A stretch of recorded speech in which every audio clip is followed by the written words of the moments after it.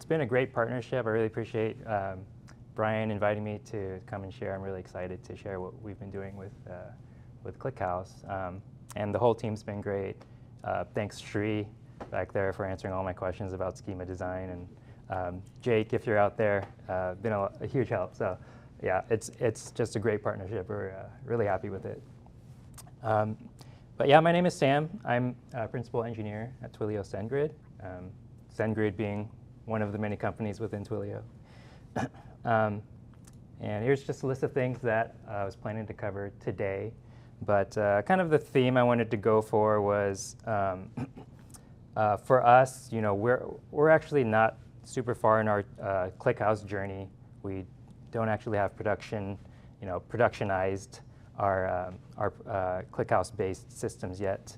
So we're pretty early on. We're in the middle of kind of a proof of concept phase, kind of hoping to help folks who are curious about ClickHouse or kind of on the edge or kind of pretty early in their journey like we are.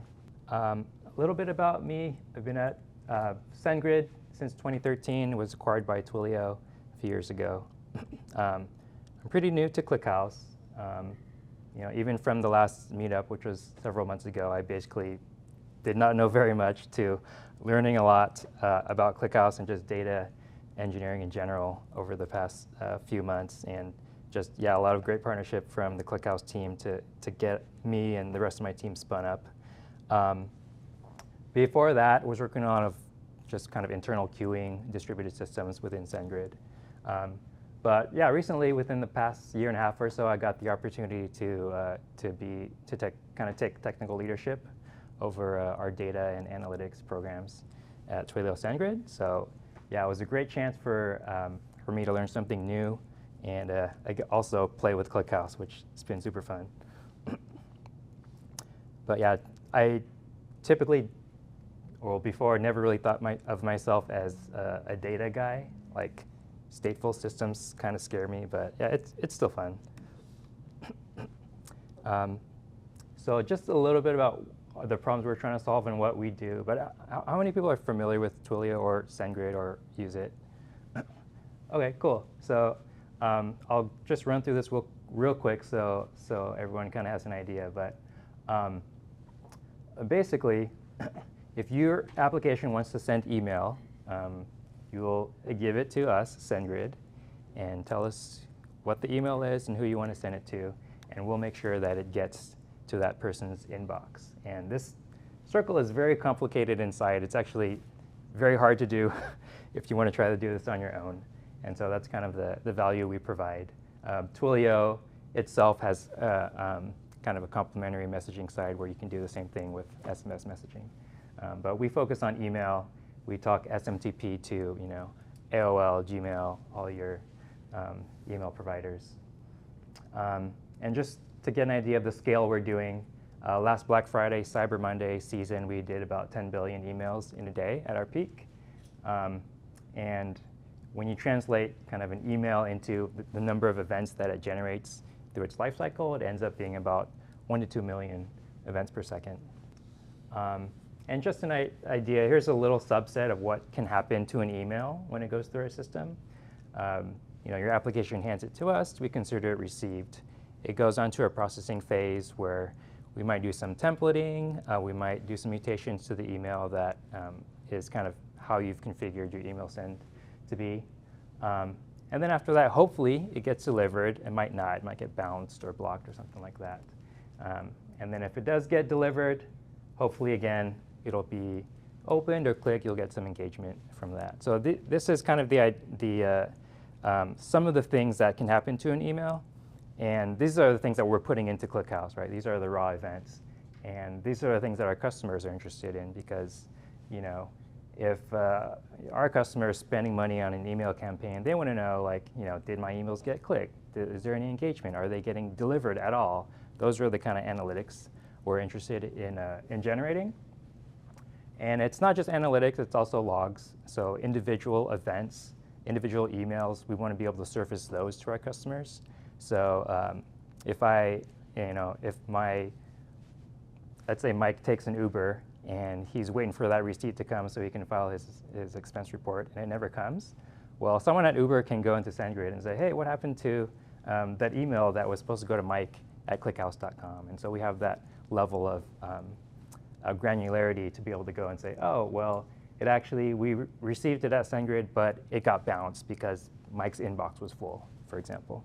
So yeah, I touched a little bit already on some of the business problems and kind of some of the user-facing features that we're trying to do. The customer-facing analytics, how is my email campaign performing, or are my emails getting delivered into the inbox? Our kind of complexity feature-wise it's not very complex. We have a few dimensions that we want to be able to slice and expose to our customers. Some of those might be like what countries are emails getting sent to, or what specific browsers, for example, might be another one.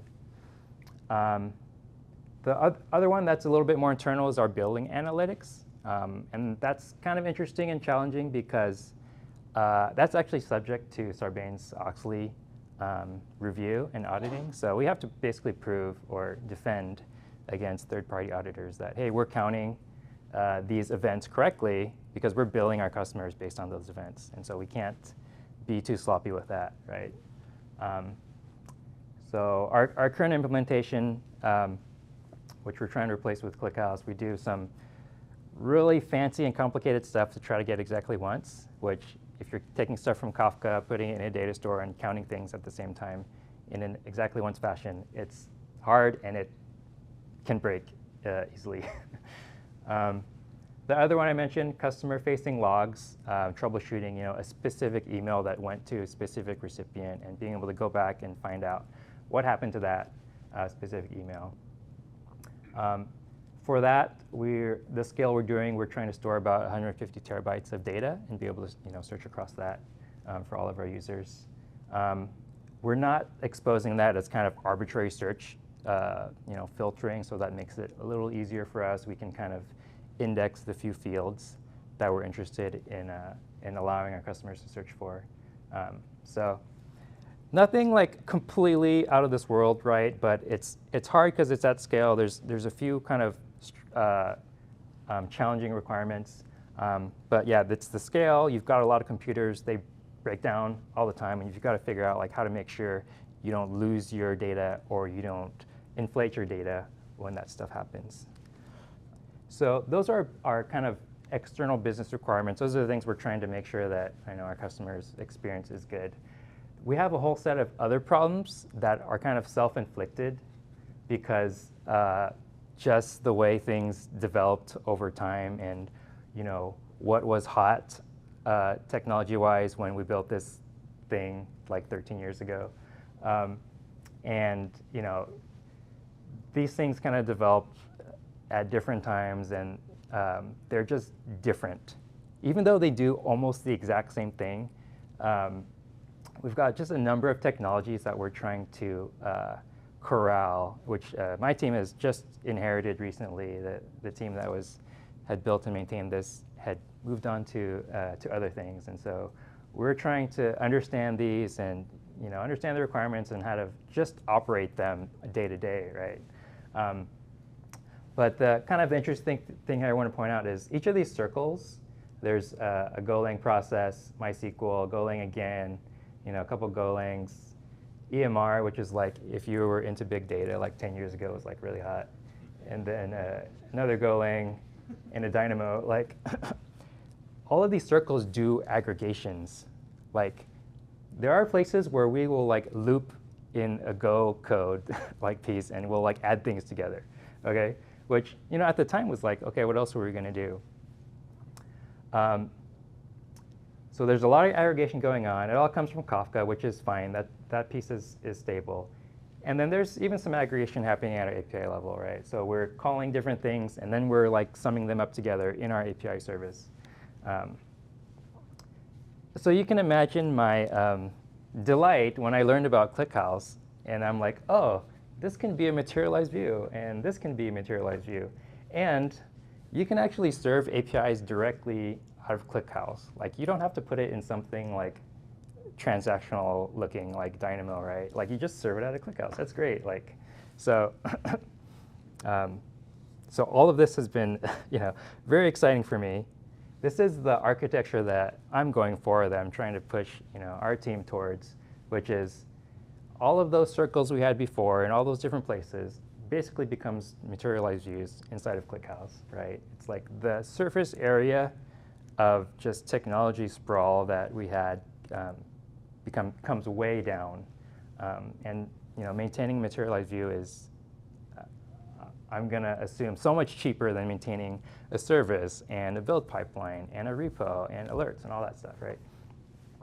Our Kafka component, stays the same. That's stable, and we'll be consuming off of that. We'll have a Go process which consumes from Kafka and pushes that data into ClickHouse. And then again, our API will just serve data right out of ClickHouse to our customer. And so the key thing here is like I think there's a few game-changing aspects about ClickHouse here. One is like the ability to do the aggregation and serve the queries, in one piece. The other, just that it's just fast enough to do that, right? Like these are customer-facing. These are API calls that are going to back the UI for our customers. So when you load the page, we don't want our customers sitting there for 5 seconds waiting for the UI to load. That needs to be very snappy. And then kind of an architectural engineering goal for me was I want this thing to last for 15 years, right? Like I want someone to come, a new engineer 5 years or 10 years from now, and get onboarded to the code and to the system and be like, okay, I can make changes comfortably. I can upgrade ClickHouse, or I guess we don't need to do that with cloud, but I can upgrade things in the system. I can make changes. I can maintain it without being afraid, and being able to maintain it just as if they had built it themselves. That is my goal, as opposed to having something that over time just kind of ossifies into something that you just don't want to touch because it's going to fall over. So the big thing I think the prerequisite for that is that this is just a very simple system, right? Like you can't have too much complexity if you're going to have something that lasts a long time and is maintainable. So kind of why did we end up with ClickHouse in the first place among other technologies?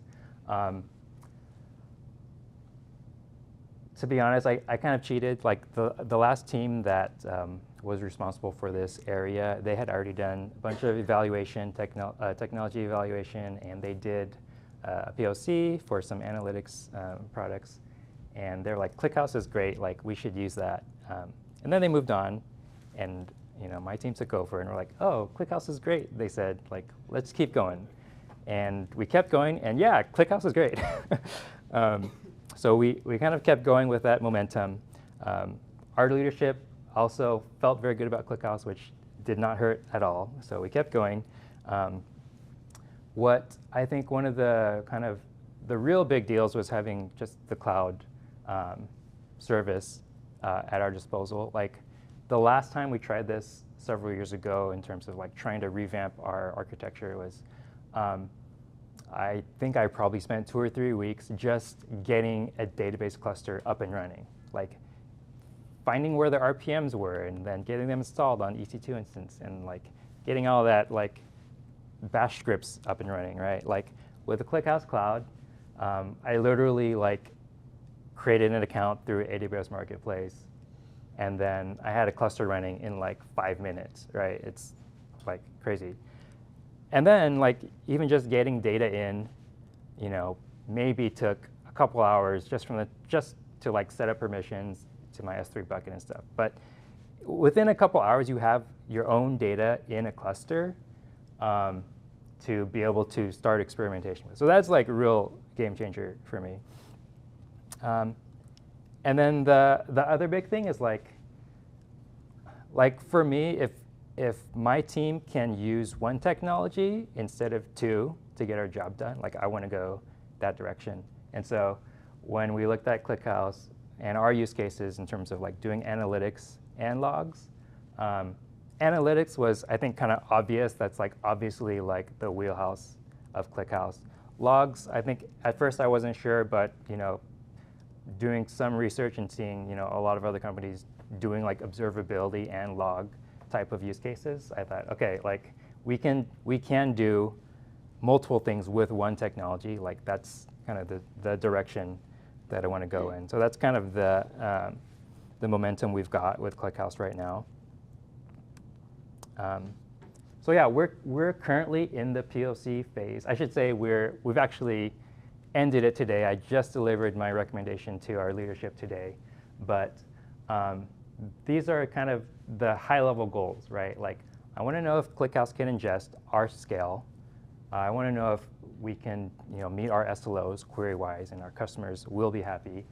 And then I want to deliver that recommendation, and that's kind of like how much is it going to cost, right? What trade-offs can we make in terms of cost and performance? And so that was kind of the framework I went into this with. And in terms of the product we did the POC on, it was our logging product. So this is the product where customers can log in, see what happened to specific emails that they sent. And these are the two ways we went about doing ingestion. Like I mentioned before, you can use S3, which is like, it's so convenient, right? Like you have the data, it's already there. You just grant the permissions and you copy the data in. And when you're there, you can play with your data. You can try to play with some of the queries and play with different schemas to see how they perform. That is very quick. For me, that was not enough, right, to kind of prove to myself and our team, like, hey, this is going to work for us, because a one-time ingestion is not the same as like continuous ingestion and high concurrency, right? Like they just have different behavioral characteristics. So we went ahead and implemented this, where we have ingestion from all of our production loads into one ClickHouse cluster, and it works, right? Like if it's too slow, you just scale it up, and then it works. So that's basically the experience we had. Like we just scaled the cloud service up until we got the performance we wanted, and then. So how we measured our ingestion performance is pretty simple, I think. The key metric we're looking at is like from the time the event was generated by the application in our system to the time it makes it to ClickHouse and it's queryable by our customers. Like what is that amount of time? And so we use materialized views for that. Like this is literally what I'm doing now, but we'll probably have something a little more sophisticated when we go to production.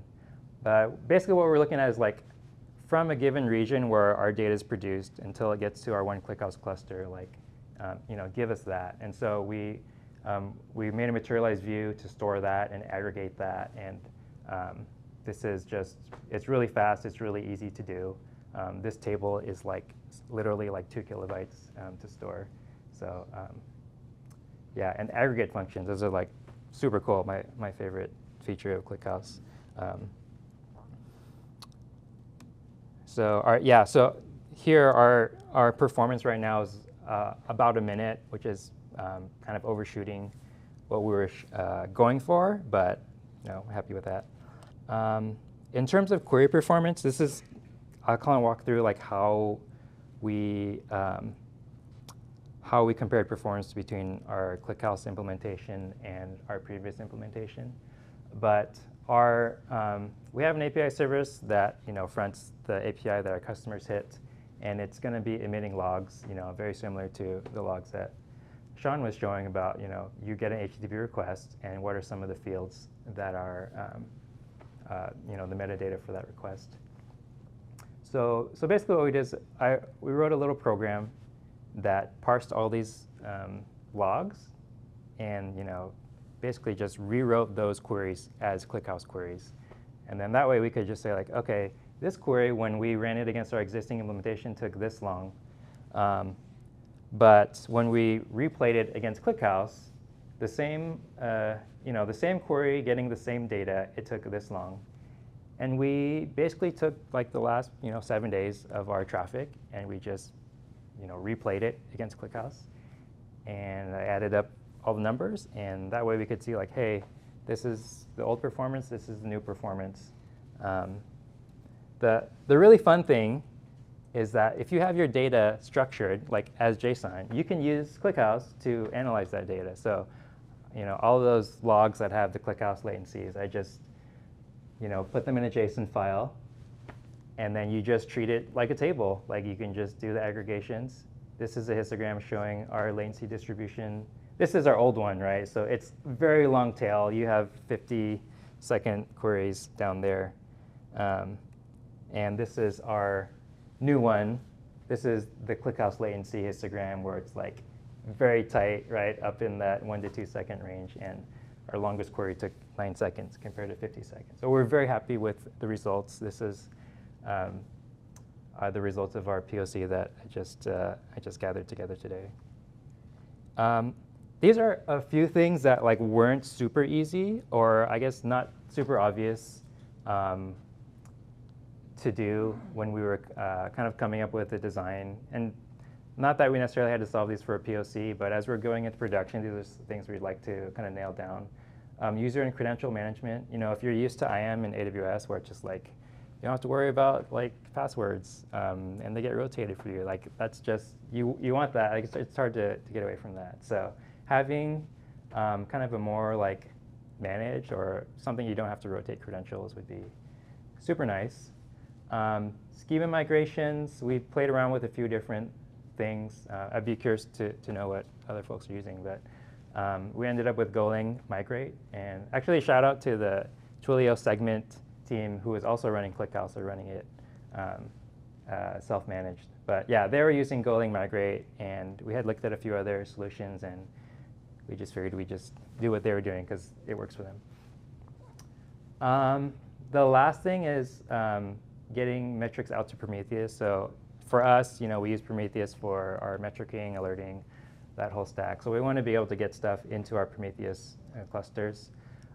This was pretty nice because you can basically write an arbitrary SQL query, and it'll turn it into Prometheus. So that lag metric that I was showing before, we just queried that table, and then now we've got a graph of what's the lag. So this is nice for application level metrics where you've got something custom that, something in a table that you own that you want to be able to query and put into a Prometheus metric. I know that the Prometheus endpoint is available in cloud now, but yeah, it's new enough where we hadn't got a chance to try it yet.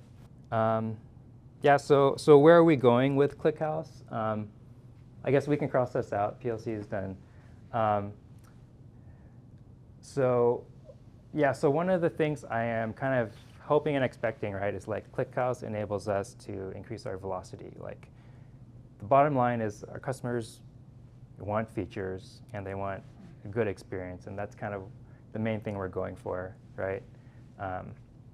The second thing is, that big architecture spaghetti that I showed you. We want to get that all into ClickHouse over time, and just reduce the overhead for our team, reduce the on-call noise, just make life easier for our engineers.